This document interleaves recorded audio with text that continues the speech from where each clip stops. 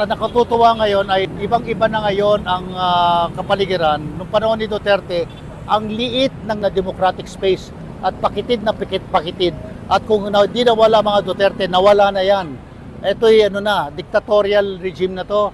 Bawal na magsalita, bawal lumabas, bawal mag-organize.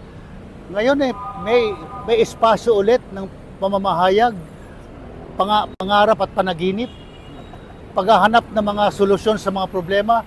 At ito na ang isang solusyon, ang tunay na mga may sala, kasuhan at ikulong. Kung talagang plunderer si Sara, kailangan makulong ka. At lahat ng plunderer sa Senado, alam na natin mga pangalan nila, hindi ko na ulitin.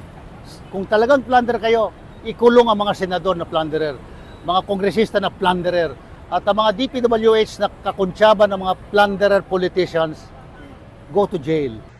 Father Robert Reyes, mangutana ko nimo.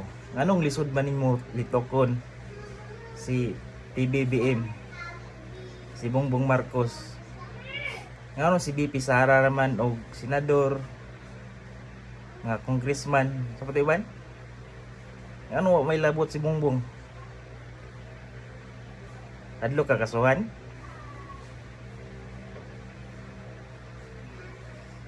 Apila na si Bongbong kay mas dako lagi kurakot sa ka. Dili ta magpaila ba nga one-sided ta, no?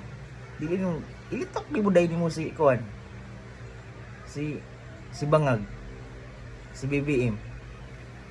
Di ba? Ang lisod ba niya litokon? Si BP Sara naman inyong mintitirahon. Madlock mo makadaog siya karong 2028. Paila lagi mo, mga pagga kayo mo, atay kayo mo.